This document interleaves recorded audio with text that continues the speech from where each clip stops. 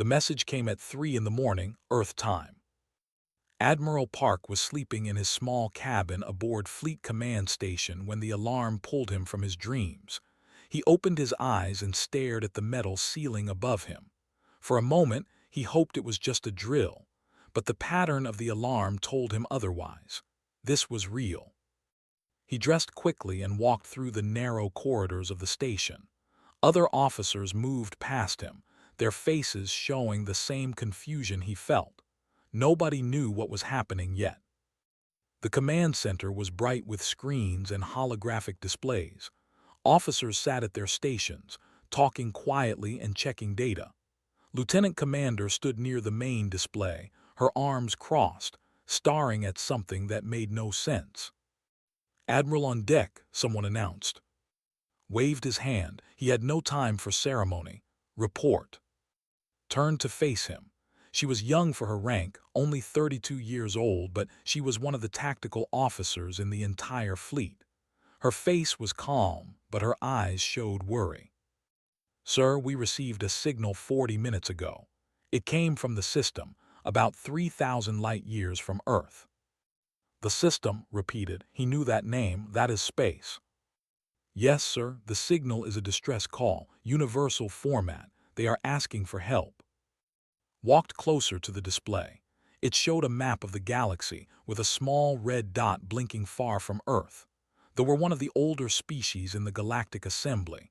They were made of silicon instead of carbon, and they were brilliant at mathematics. They had built structures that humans could barely understand. They had also voted against Earth joining the galactic community. Twice. "Show me the message," said. Pressed a button. A voice filled the room. It was strange and musical the way voices always sounded, but there was fear in it. "This is the Council. We are under attack. The devouring swarm has entered our system. Our defenses are falling. We request assistance from any species who can help. Please, our people are dying." The message repeated, again and again. Listened to it 3 times. Around him, the command center had gone quiet. Everyone was watching him, waiting to see what he would do. "How long ago did this attack start?" he asked. "Based on the signal delay, approximately 2 weeks ago," answered. "The situation is probably worse now than when they sent this." "And what has the Galactic Assembly done?" His expression changed. There was anger there, hidden but present. "They are still discussing it, sir. The last report says they have formed a committee to evaluate the threat level and determine appropriate response protocols." "A committee," said softly. He almost laughed, but it was not funny. The Galactic Assembly was made up of over 200 species. They had rules for everything. They had meetings that lasted for months. They were very good at talking, but very bad at acting. And while they talked, they were dying. Thought about Earth. He thought about the history that every human child learned in school. For millions of years, life on Earth had been a constant battle for survival. The gravity was strong, crushing compared to most planets. The weather was violent. Volcanoes erupted. Earthquakes shook the ground. Predators hunted in every environment. Diseases spread and killed millions. Other species called Eartha, they said humans were monsters, evolved to survive in hell. They feared what humanity might become. But they did not understand what Earth had really taught humans. It had taught them that survival was not enough, that helping each other was the only way to truly live, that when someone called for help, you answered. "How many ships do we have ready?" asked. Checked her screen. "The 7th Expeditionary Fleet is at full strength, 47 warships, 15,000 Marines. We could launch within 6 hours." "Do it." The command center stirred with sudden movement.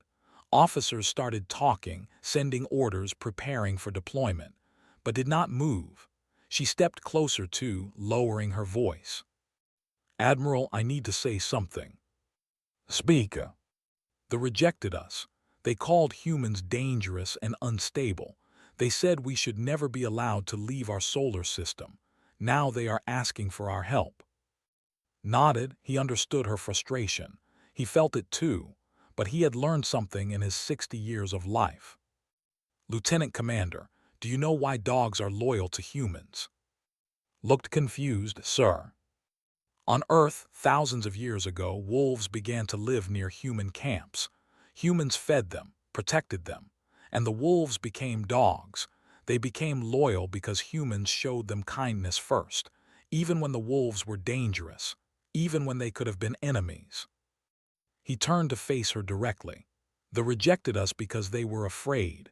Fear makes people do stupid things, but we do not answer calls for help because the caller deserves it. We answer because that is who we are. That is what Earth taught us." Was silent for a moment, then she nodded slowly. "I understand, sir." "Good, now prepare the fleet. We leave in 6 hours." The next hours were chaos. Ships powered up their engines. Marines loaded their weapons and checked their armor. Supply officers counted food and medicine and ammunition. Pilots ran final tests on their fighters. Stood on the observation deck of his flagship, the carrier, and watched the fleet come to life. 47 ships, each one carrying humans who were willing to die for strangers who had rejected them. It was beautiful and terrible at the same time. Captain appeared beside him, was the commander of the heavy cruiser, one of the strongest ships in the fleet. He was a large man with a face that rarely smiled. "Admiral said, the crews are asking questions. They want to know why we are helping them." "And what do you tell them?" Looked out at the fleet. "I tell them that we are human, and humans do not leave anyone behind, not even people who do not like us." Allowed himself a small smile. "That is a good answer. It is the truth." 6 hours later, the 7th Expeditionary Fleet jumped into hyperspace. 47 ships disappeared from Earth's solar system, racing toward a distant star where millions of aliens were fighting for their lives. The Galactic Assembly continued its meetings. They formed more committees. They discussed protocols and procedures. But they were already on their way. And when they arrived, the universe would learn what humans were truly made of. The fleet came out of hyperspace at the edge of the system, and immediately, every human on every ship understood that they were too late to save everyone. Admiral Park stood on the bridge of the and stared at the screens in front of him. His face did not change, but his hands gripped the railing so hard that his knuckles turned white. The outer colonies were gone. 3 planets that had once held millions of were now dark and silent. The screens showed debris floating in space, the remains of ships and stations and orbital platforms. On the planet's surfaces, massive craters still glowed with heat. Cities had been burned to nothing. "Sir," Lieutenant Commander said quietly, "I am detecting approximately 2,000 swarm bioships in the inner system. They are concentrated around Prime." 2,000 ships. The human fleet had 47. "What about the defense fleet?" asked. Checked her screens. Her voice was heavy when she answered. "Reduced to approximately 60 vessels. They are hiding behind the third moon of Prime. Most of them are damaged." Closed his eyes for a moment. They had started this fight with over 300 warships. They were down to 60 in just 2 weeks. The devouring swarm was worse than any report had suggested. "Show me the enemy," he ordered. The main display changed to show a closer view of the swarm fleet. The ships were not like anything humans built. They were alive. Each one was a creature of chitin and acid, with no metal or glass or plastic. They had evolved over millions of years to travel through space and consume other species. Their hulls were covered in sharp spines, and their weapons were organic tubes that fired balls of concentrated acid. At the center of the formation was the largest bioship anyone had ever seen. It was almost 100 kilometers long, shaped like some horrible insect. Tendrils hung from its body, each one longer than a human cruiser. Its surface moved and pulsed like it was breathing. "The Queen," said, "the central intelligence of the entire swarm. All the other ships are connected to her mind. She controls everything." Studied the Queen for a long moment. Then he turned to face his crew. "All hands battle stations. Contact all ships in the fleet. We attack in 30 minutes." The command spread through the fleet like electricity. On every ship, humans moved to their positions. Gunners sat at their weapons. Pilots climbed into their fighters. Marines checked their armor and loaded their rifles. On the heavy cruiser, Captain stood on his bridge and watched his crew prepare. These were good people, strong people. Many of them had families back on Earth, children, parents, people who loved them and waited for them to come home. Did not know if any of them would see those families again.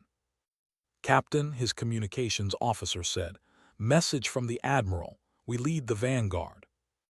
Nodded. There was one of the strongest ships in the fleet. Of course they would be first into the fight. "Tell the crew," said, "today we show the galaxy what can do."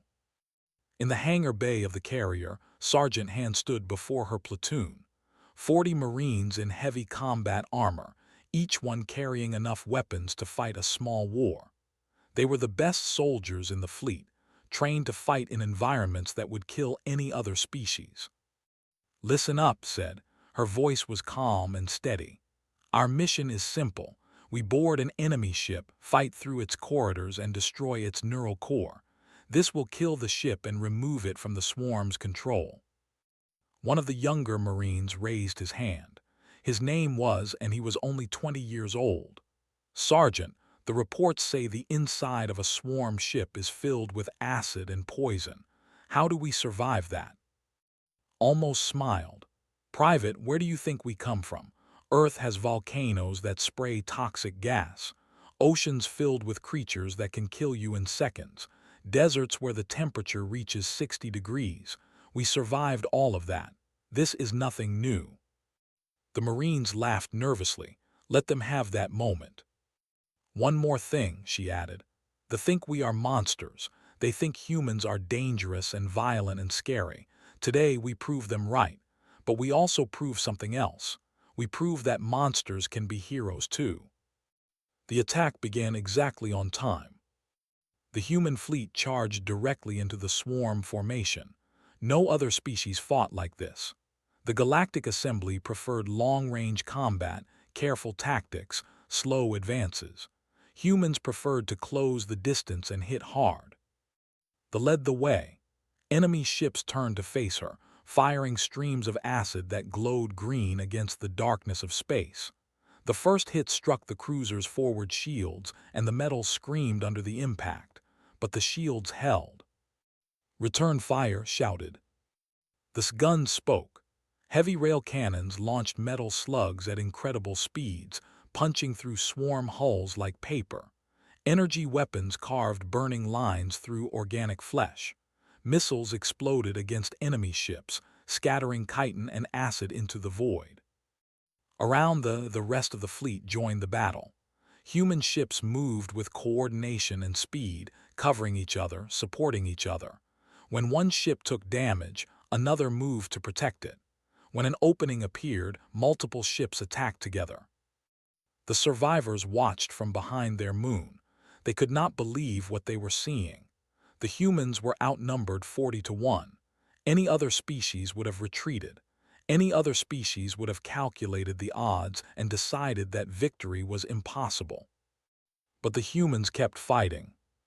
The first wave of drop pods launched from each pod carried a squad of Marines, hurtling toward the nearest swarm carrier at speeds that would kill most aliens. Inside her pod, felt the pressure pushing her against her seat. Warning lights flashed as acid splashed against the pod's hull. Then the pod hit the enemy ship, and everything became chaos. The hatch exploded open and charged out, rifle firing. The inside of the swarm ship was exactly as bad as the reports said. The walls were made of living tissue that pulsed and moved. The air was thick with spores that would poison any unprotected lungs. The floor was slick with fluids that smelled like death. Antibody creatures attacked immediately. They were like giant white blood cells, designed to destroy anything foreign inside the ship. They had no eyes, no ears, just hunger and instinct. shot the first one in what might have been its face. Move forward, stay together. Her Marines followed, fighting through corridors that seemed to shift and change around them. Human weapons flashed in the darkness. Human voices shouted commands and warnings. Human bodies fell, but human soldiers kept advancing. This was what Earth had made them. Not monsters, survivors, fighters, people who refused to give up no matter how bad things got. Back in space, the battle continued.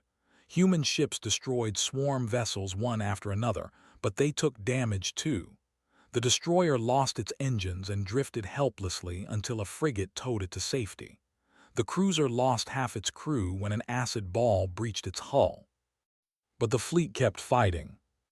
On the bridge of the watched everything. He saw his ships taking damage. He saw his people dying. Every death was a weight on his heart. But he also saw something beautiful. He saw humans refusing to abandon each other. He saw courage and sacrifice and love, even in the middle of war. They had called them monsters. Maybe they were right, but these monsters had come 3,000 light years to save strangers. These monsters were bleeding and dying for people who had rejected them. And these monsters were winning. Admiral reported, "We have destroyed over 200 enemy ships. Our losses are 4 vessels." Nodded, "This is just the beginning. Keep fighting, and tell the Marines they are doing good work." The battle for the system had begun, and it would not stop until it was finished. 3 days. The battle had lasted 3 days without stopping. Admiral Park had not slept. His eyes were red and his body was exhausted, but he refused to leave the bridge. Too many of his people had died. He owed them his attention at least. The numbers on his screen told a story of blood and fire. 11 human ships destroyed. 2,000 humans dead or missing. But they had taken over 800 swarm vessels with them. The enemy was finally starting to weaken. "Admiral," Lieutenant Commander said softly. She looked as tired as he felt. "You need to rest, even for a few hours." "Not yet," stared at the tactical display. "What is the status on Prime?" "Our Marines have secured 3 major cities. They are evacuating civilians to protected zones, but the swarm ground forces are still fighting." Nodded slowly. The space battle was important, but the real war was on the planet's surface. Millions were trapped down there, and his Marines were the only thing standing between them and extinction. On Prime, Sergeant Hand crouched behind the ruins of what had once been a beautiful building. They made everything from crystal and light, structures that looked like frozen music. Now most of those structures were rubble, broken by swarm attacks. Her platoon had been fighting for 18 hours straight. They had started with 40 Marines. Now there were 23. The others were dead or wounded, carried back to the medical stations that human medics had set up in the city center. Sergeant Private called out, "Movement on the left side, looks like a swarm patrol." Looked through her rifle scope. She saw them. 6 swarm ground warriors, each one 3 meters tall with 4 arms and acid that dripped from their mouths. They were hunting for survivors. "Take them out," she ordered, quietly if possible. Her Marines moved like shadows. They had learned to fight in jungles and mountains and deserts. They had hunted predators on Earth that were just as dangerous as these creatures. The swarm warriors never saw them coming. 6 shots, 6 kills. Clear, reported. Stood up and looked around. The city was burning in some places. In others, emergency lights flickered weakly. Somewhere in the distance, a child was crying. "Let's move," she said. "There are still people who need our help." They found the survivors in an underground shelter, about 200 huddled together in the darkness. They were strange beings to human eyes, tall and thin with skin that looked like glass. They could not survive in Earth's gravity. They could not breathe Earth's air. They were as fragile as paper. And yet they had built one of the greatest civilizations in the galaxy. When the humans entered the shelter, they pulled back in fear. Understood. To them, humans looked like nightmares, strong and solid and covered in armor that made them look like war machines. "It is okay," said through her translator. "We are here to help you." An older stepped forward. She moved slowly, her crystalline body making soft sounds with each step. Her name was, and she had been a teacher before the war. "You are humans," said. Her voice was like wind chimes. "Yes." "Why are you here? Your kind owes us nothing. We rejected your petition to join the assembly. We called you dangerous." Removed her helmet. She knew her face would scare them. She had scars from a childhood accident, burns from a wildfire that had swept through her home when she was 10 years old. One of her eyes was artificial, replaced after a training injury. She looked exactly like what the galaxy feared. But she wanted them to see her as a person, not just armor. "You asked for help," said simply. "Someone always has to answer." Studied her face. They did not show emotion the same way humans did, but thought she saw something like confusion there, maybe wonder. "Your scars," said. "How did you survive such injuries?" "Earth is hard, but we learn to heal. We learn to help each other. That is the only way anyone survives." Was silent for a long moment. Around her, the other watched the exchange. Some of the children had stopped crying. They were staring at the human soldiers with wide, curious eyes. "We were wrong about your kind," said finally. "We thought you were just monsters." Almost smiled. "Maybe we are, but even monsters can care about people." In orbit, the situation was becoming desperate.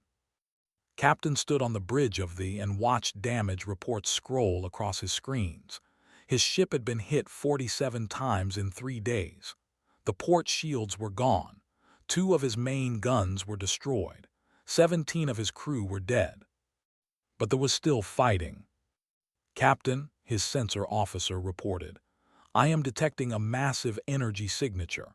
Something is approaching from the edge of the system." Felt cold fear in his chest. He knew what it was before the screens even showed it. The Swarm Queen. She was enormous. The screens could barely display her full size. Almost 100 kilometers from head to tail, she moved through space like a living nightmare. Tendrils longer than human ships trailed behind her. Her eyes, if they could be called eyes, glowed with ancient hunger. "Contact the flagship," ordered. "Admiral Park needs to see this." They received the message with a grim expression. He had known this moment would come. The Queen had been waiting, watching, letting her children test the human defenders. Now she had decided to join the battle herself. "Analysis," he demanded. Worked her screens quickly. "Sir, the Queen is the central intelligence of the swarm. All the other ships are connected to her mind. If we destroy her, the entire swarm will collapse. But her defenses are unlike anything we have seen. Our weapons might not be enough." Stared at the image of the Queen. She was beautiful in a horrible way, like a storm or an earthquake, a force of nature that did not care about the tiny beings in her path. "Then we find a way," he said. "Gather the senior officers, we need a plan." The meeting was held via hologram, with captains and commanders appearing as ghostly images on this bridge. They all looked tired. They all looked scared, but none of them suggested retreat. "Direct assault is impossible," Captain said. She commanded the destroyer, one of the fastest ships in the fleet. "The Queen's outer defenses will destroy us before we get close." "What about a coordinated strike?" another captain suggested. "All ships firing at once." Shook her head. "We calculated that scenario. Even with all our remaining weapons, we cannot penetrate her shell from the outside." Silence fell over the meeting. Everyone understood what this meant. If they could not stop the Queen, the swarm would eventually overwhelm them. They would die, and humanity would have failed. Then's voice crackled through the communication system. She was still on the planet's surface, still fighting, but she had been listening. "What about from the inside?" Leaned forward, explained Sergeant. "We have been boarding enemy ships for 3 days. We know how they work. The neural core is always in the center, protected by organic defenses. If we can get a team inside the Queen, we can plant explosives directly on her brain. The officers looked at each other. The plan was insane. No other species would even consider it. But humans were not like other species. It would be a suicide mission, said quietly. Yes, agreed, but it would work. Closed his eyes. He thought about the thousands of humans who had already died. He thought about the children hiding in shelters. He thought about what it meant to be human. Prepare the mission, he said. We attack the Queen tomorrow. The die was cast. Tomorrow, humans would either save the galaxy or die trying. Either way, the universe would remember what could do. Captain stood in her cabin and looked at the photograph on her desk. Her daughter was smiling in the picture. She was 7 years old with her mother's eyes and her father's stubborn chin. She was waiting back on Earth, probably wondering when her mother would come home. Touched the photograph gently.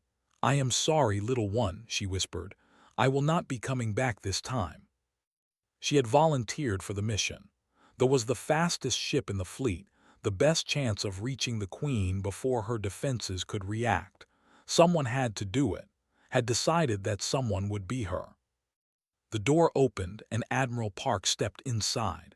He looked older than he had a week ago. The weight of command had carved new lines into his face. Captain, he said quietly, you do not have to do this. Turned to face him.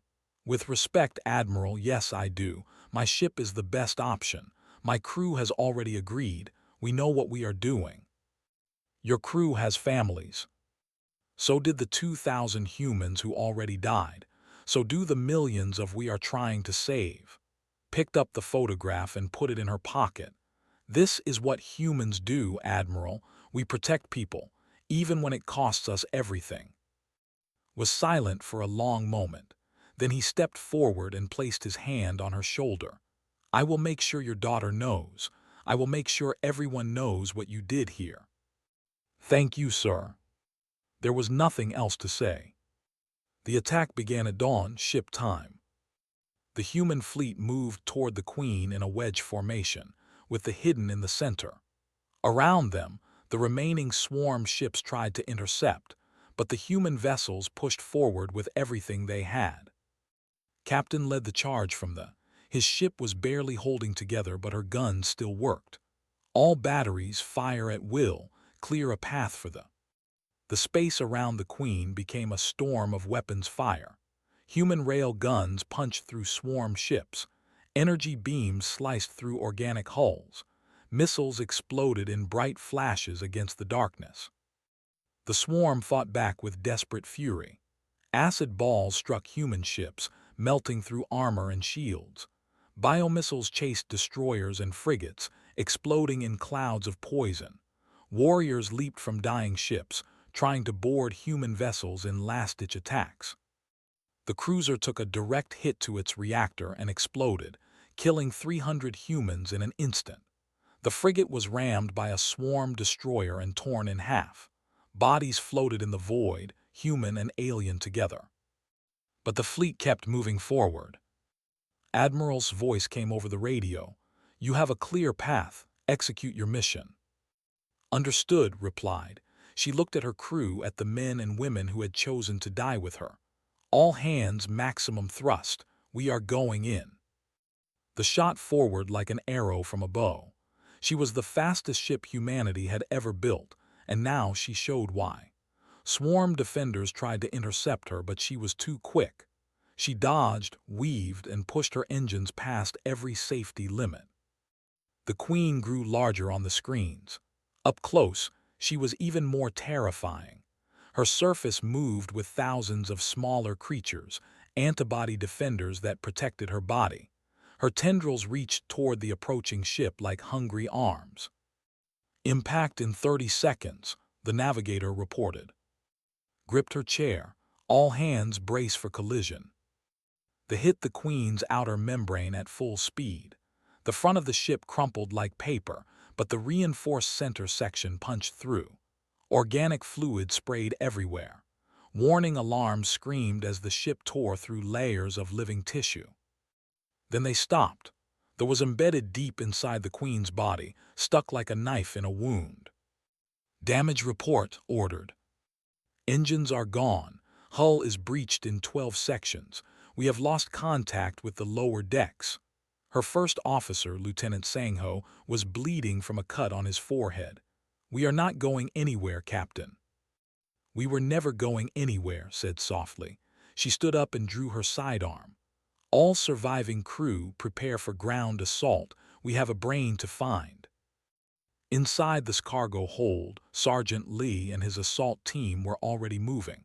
Was a veteran of 20 years of combat. He had fought in wars on Earth and in space.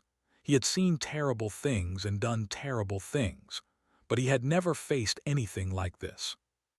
The inside of the Queen was alive in ways that no human structure could be. The walls breathed. The floor pulsed with circulation.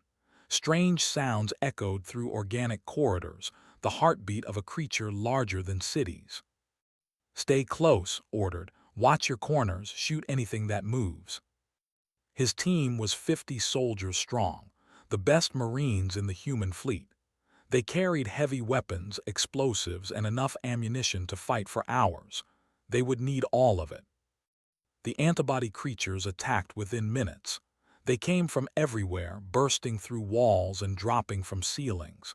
They were white and shapeless, designed only to destroy invaders. They had no fear, no hesitation, no mercy. Neither did the humans. Fired his pulse rifle in controlled bursts, dropping antibodies with precise shots. Around him, his soldiers did the same. The corridor filled with the sounds of gunfire and alien screaming. Keep moving, shouted. The neural core is ahead. They lost soldiers every 100 meters. Private was pulled into a wall by tentacles that appeared from nowhere. Corporal stepped on something that exploded acid, melting her legs before she could scream. Sergeant stayed behind to cover a retreat and was overwhelmed by a wave of antibodies. Each death was a knife in his heart, but he could not stop, he could not grieve, he could only move forward. Behind them, Captain led what remained of her crew through a different corridor. They were fighting toward the same goal, drawing attention away from the main assault team. Captain, Sangho reported, I count 40 hostiles ahead. Checked her weapon, 12 shots left. Then we kill 40 hostiles. They charged forward together, humans against monsters, dying by the dozens but never retreating. After what felt like hours, his team reached the central chamber. The neural core was there, a massive pulsing organ connected to thousands of tendrils that spread throughout the Queen's body.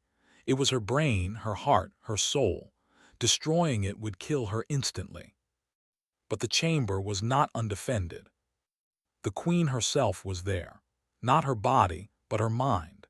She appeared as a shape in the organic walls, a face made of living tissue that stared at the humans with ancient hatred. You dare, she spoke directly into their minds, a voice like screaming insects. You tiny creatures, you cannot stop what I am. Felt the pressure in his head, the Queen trying to crush his thoughts. Other soldiers fell to their knees, blood dripping from their noses. Human minds were not meant to resist psychic attacks. But human minds were also stubborn. We are from Earth, growled through the pain. We grew up fighting for every breath. You think your voice in our heads is scary. He raised his rifle and fired at the neural core. We have heard worse. His soldiers joined him. Those who could still stand aimed their weapons and fired. Bullets and energy blasts struck the neural core, tearing holes in the organic tissue. The Queen screamed, the walls shook, the floor cracked. Pulled the explosive charges from his belt. They had brought enough to destroy a battleship. He hoped it would be enough. Set the charges, he ordered. 4 soldiers moved to plant explosives around the core. The Queen tried to stop them, sending waves of antibodies, but the remaining humans held the line. They fought with rifles and knives and bare hands, dying one by one but never stopping.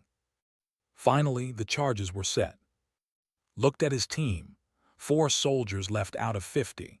He looked at the neural core, pulsing with furious light. He looked at the timer on the explosives. 30 seconds. "It has been an honor," he said. The survivors nodded. There were no tears, no regrets. They had done what they came to do. The explosives detonated, and the Swarm Queen died screaming. Admiral Park watched from the bridge of the as the massive creature convulsed and died. Light pulsed through her body, spreading from the center outward. Her tendrils went still. Her surface stopped moving. Then slowly she began to break apart, pieces of her floating away into the darkness of space. Across the system, the effect was immediate. Every swarm ship went dark at the same moment. Biovessels that had been attacking human ships stopped in mid-flight. Ground warriors on Prime collapsed where they stood. The hive mind that had controlled millions of creatures was gone, and without it, the swarm was nothing but empty shells. The bridge of the was silent for a long moment. Then someone started crying. Someone else began to laugh. Lieutenant Commander simply stared at the screens, tears running down her face. "It is over," she whispered. "We did it." Did not celebrate. He looked at the debris field where they had been. There was nothing left. Captain and her crew were gone. Sergeant Lee and his assault team were gone. They had given everything they had, and they would never see home again. "Get me a count," ordered quietly. "Every ship we lost, every person who died, I want their names." The numbers came in over the next hour. 16 human ships destroyed. 4,312 humans dead or missing. More than a quarter of the fleet was gone. The cost of compassion was written in blood. But Prime survived. The civilization survived. Millions of alien lives that would have been extinguished were still breathing because humans had chosen to answer a call for help. On the planet's surface, Sergeant Hand stood in the ruins of a city and watched the swarm ground forces die. They fell like puppets with cut strings, their bodies going still all at once. Around her, her surviving Marines lowered their weapons and stared. "Is it over?" Private asked. His armor was covered in acid burns and alien blood. "It is over," confirmed. Sat down heavily on a piece of rubble. He looked like he wanted to cry but did not have the energy. "We won." "Yes, we won." But winning did not feel like had imagined it would. She thought about the Marines who had died under her command. Good men and women who had followed her into hell and never came out. She thought about Captain and Sergeant and all the others who had sacrificed themselves. War was never really about winning. It was about surviving long enough to save the people who could not save themselves. They emerged from their shelters slowly, carefully, still afraid of what they might find. They saw the dead swarm warriors lying everywhere. They saw the ruined buildings and the burning fires and the damage that war had done to their beautiful world. And they saw the humans, standing guard, protecting them, even now after everything was finished. Found near the central shelter, the old walked with difficulty, her crystalline body damaged from the weeks of hiding, but she made herself walk because she had something to say. "Sergeant," said, "I have watched your people fight and die for us. I have seen courage that I did not think possible." Turned to face her. She was exhausted, every part of her body hurt, but she listened. "We called your kind monsters," continued. "We said you were too dangerous, too violent, too unpredictable. We rejected you because we were afraid." "I know. We were wrong," bowed slowly, her body making soft chiming sounds. "You are not monsters, you are heroes, and I will spend whatever life I have left making sure my people understand that." Was quiet for a moment. Then she reached out and gently helped the old stand straight again. "We are both," she said, "heroes and monsters. It depends on who is asking and why." She looked up at the sky, where human ships were still visible as tiny points of light. "On Earth, we learned that you can be dangerous and kind at the same time.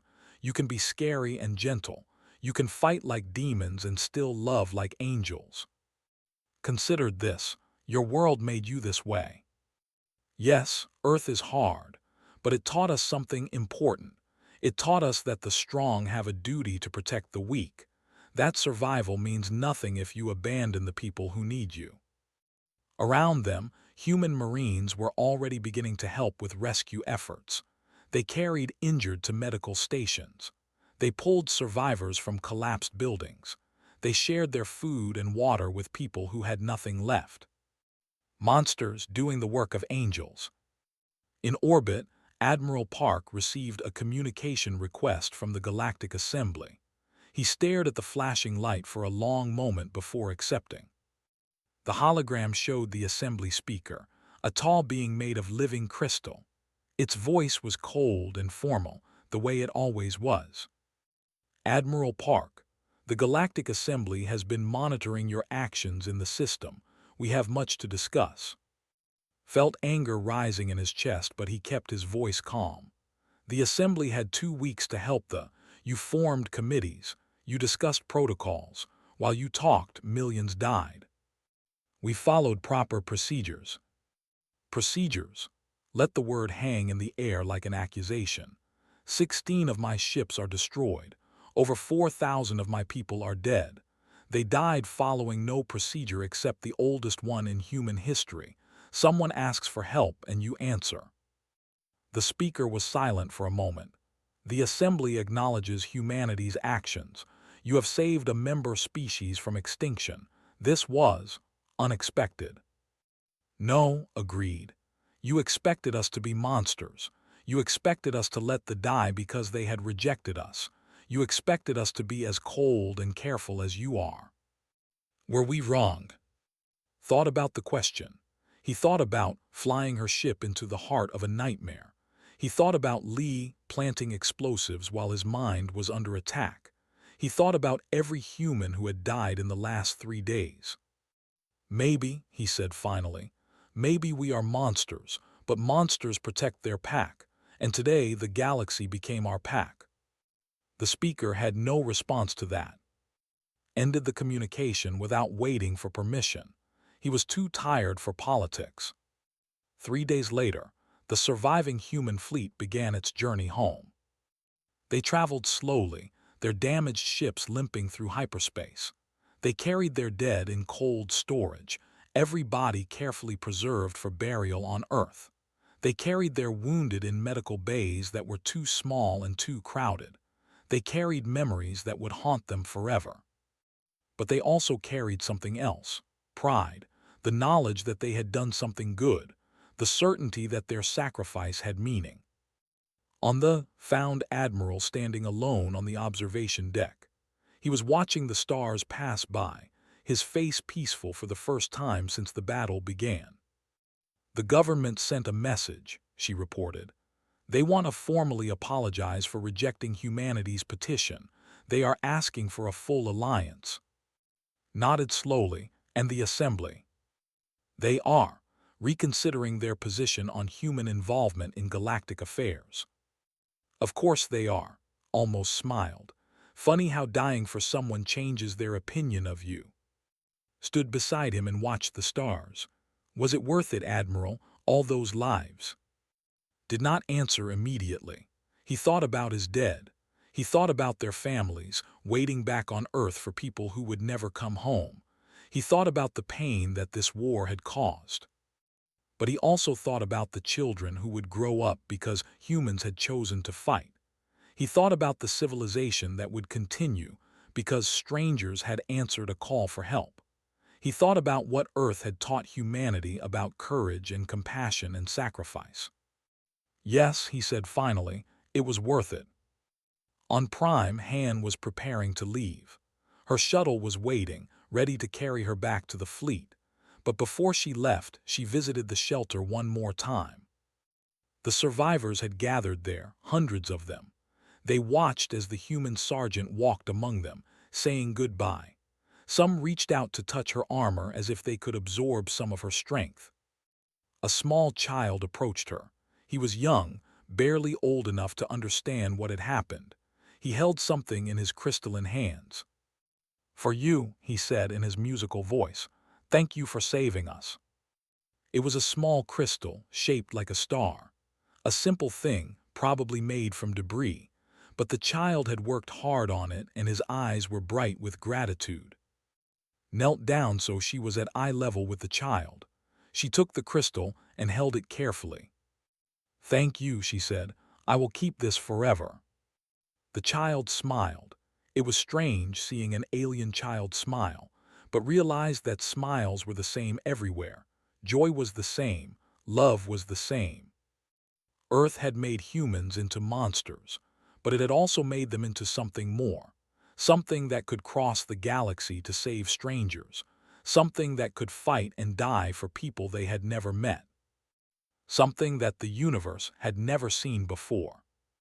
Boarded her shuttle and watched Prime shrink below her. The scars of war were visible everywhere. It would take years to rebuild, but they would survive. They would tell stories about the humans who came to help them. They would remember. And somewhere across the galaxy, other species were watching. They had seen the go to war. They had seen what humans could do when someone asked for help. The universe would never look at humanity the same way again, because the monsters had shown them what heroes really looked like.